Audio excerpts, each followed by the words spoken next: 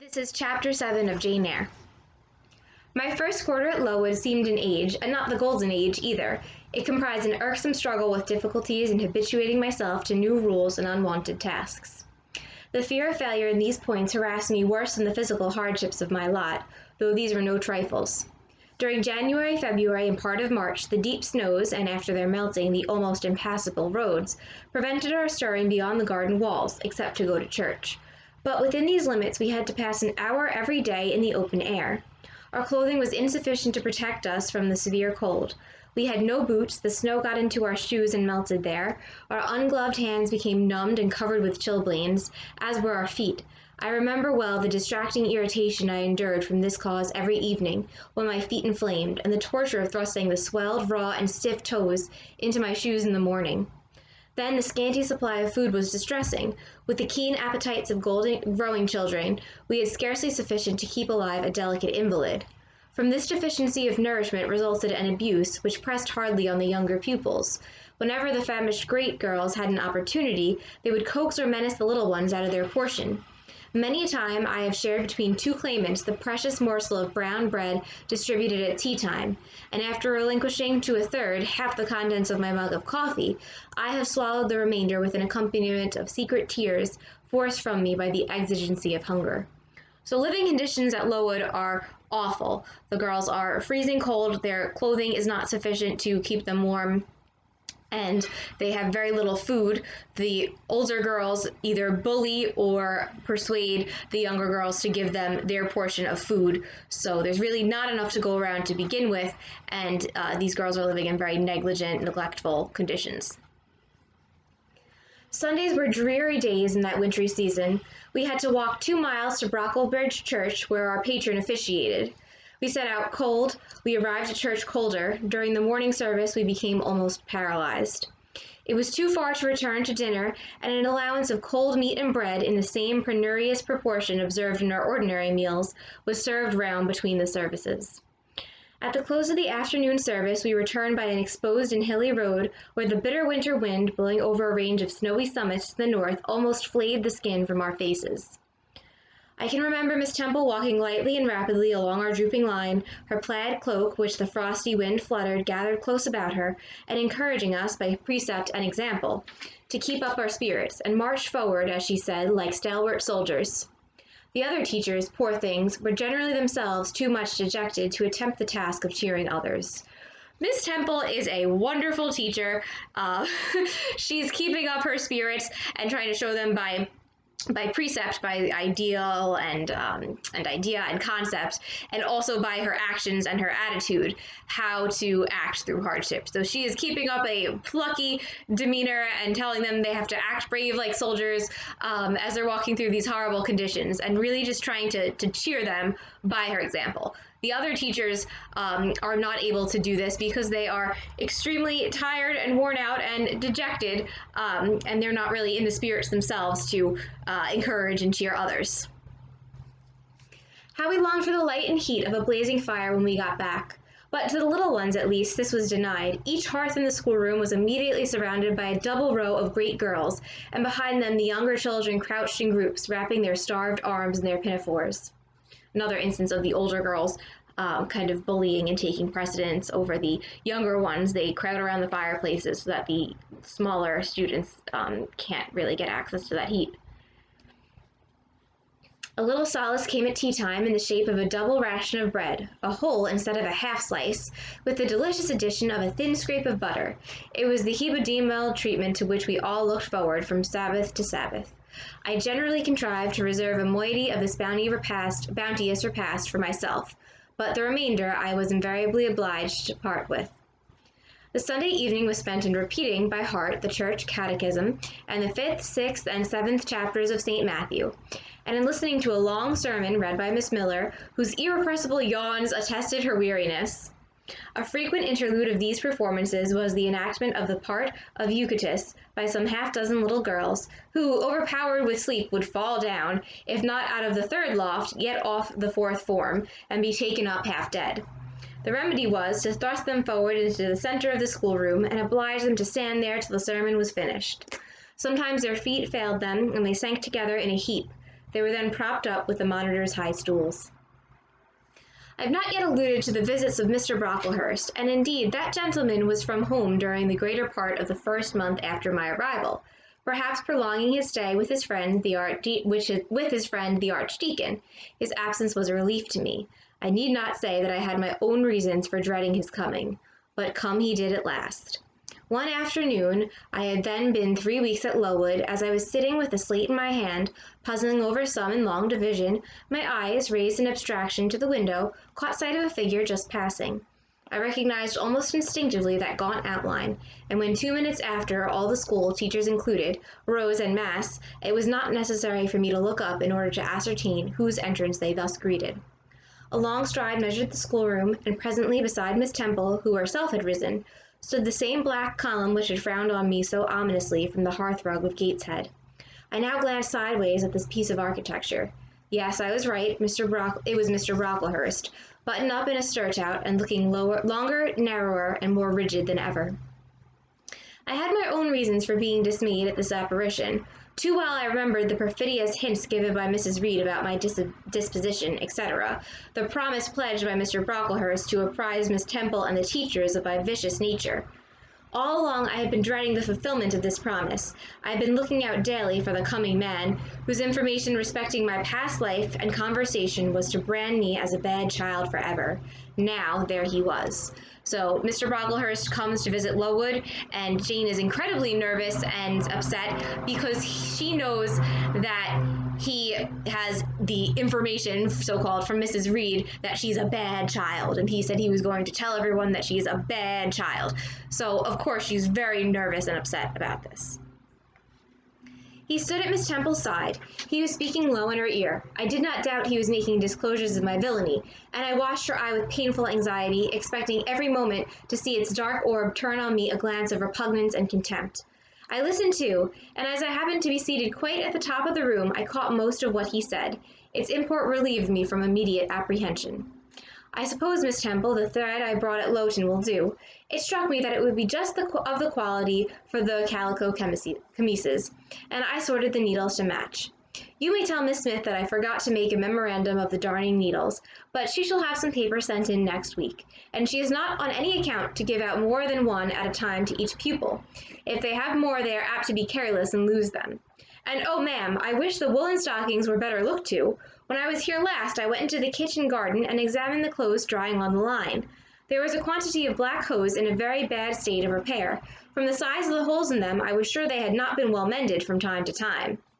He paused. Your direction shall be attended to, sir, said Miss Temple. So Mr. Brocklehurst is criticizing some things going on at the school. He says that the socks are not properly mended, and he says that make sure you don't give out more than one of these pieces of equipment to the girls because they'll lose them and be careless with them.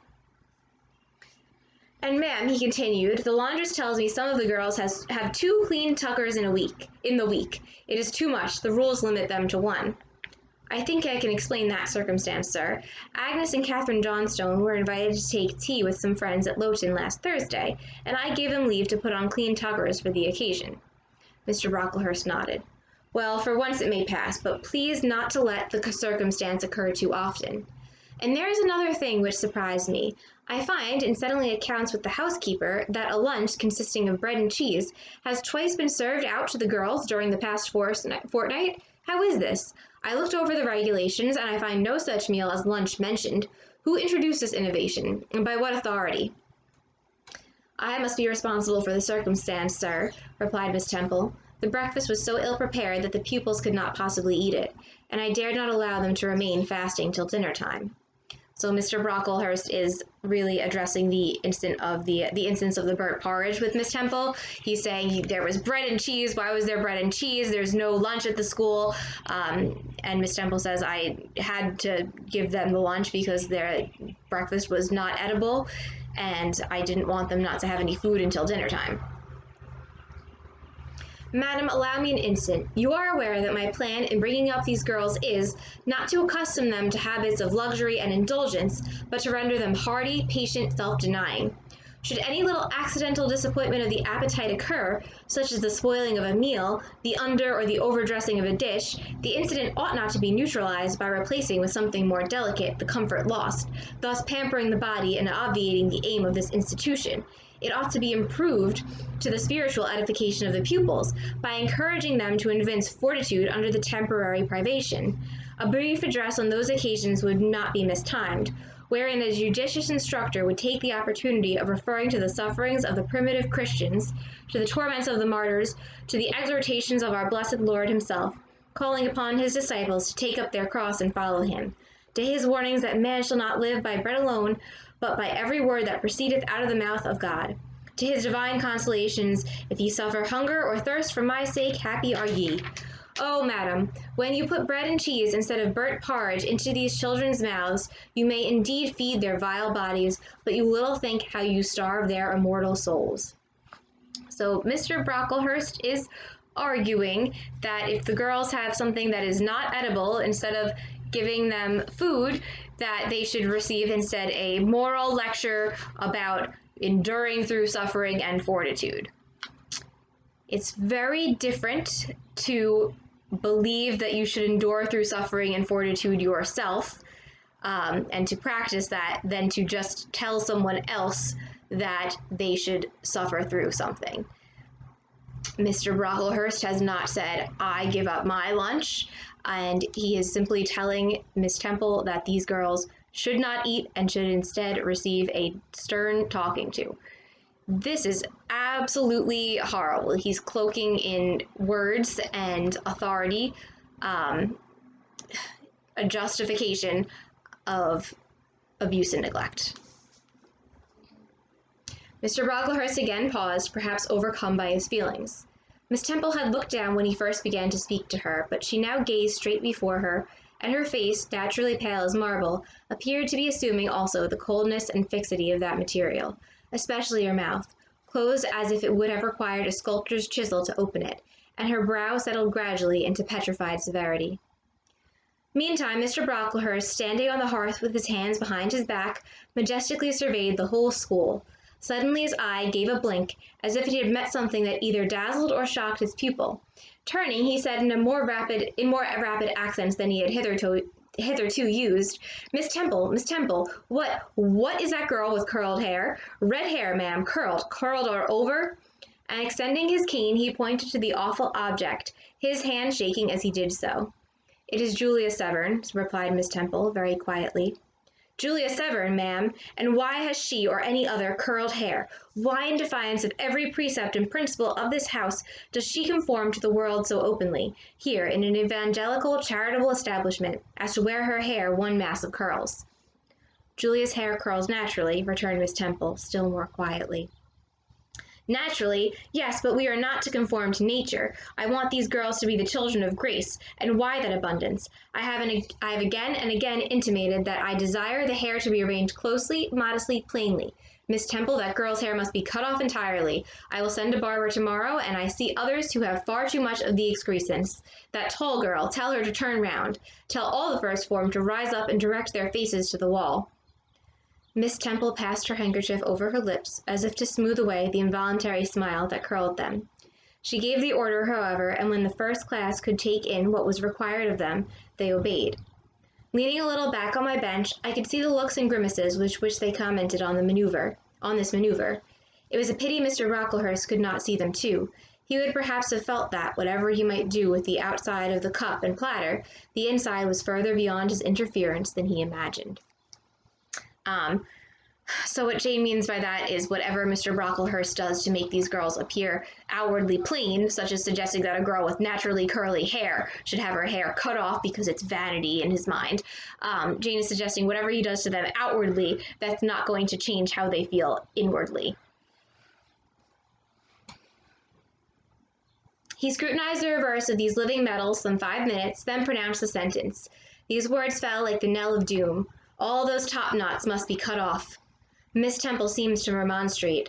Madame, he pursued, I have a master to serve whose kingdom is not of this world. My mission is to mortify in these girls the lusts of the flesh, to teach them to clothe themselves with shamefacedness and sobriety, not with braided hair and costly apparel. And each of the young persons before us has a string of hair twisted in plaits which vanity itself might have woven. These, I repeat, must be cut off. Think of the time wasted of...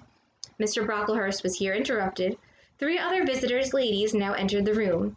They ought to have come a little sooner to have heard his lecture on dress, for they were splendidly attired in velvet, silk, and furs. The 2 younger of the trio, fine girls of 16 and 17, had gray beaver hats, then in fashion, shaded with ostrich plumes, and from under the brim of this graceful headdress fell a profusion of light tresses elaborately curled. The elder lady was enveloped in a costly velvet shawl, trimmed with ermine, and she wore a false front of French curls. These ladies were deferentially received by Miss Temple as Mrs. and the Misses Brocklehurst, and conducted to seats of honor at the top of the room. It seems they had come in the carriage with their reverend relative, and had been conducting a rummaging scrutiny of the room upstairs, while he transacted business with the housekeeper, questioned the laundress, and lectured the superintendent.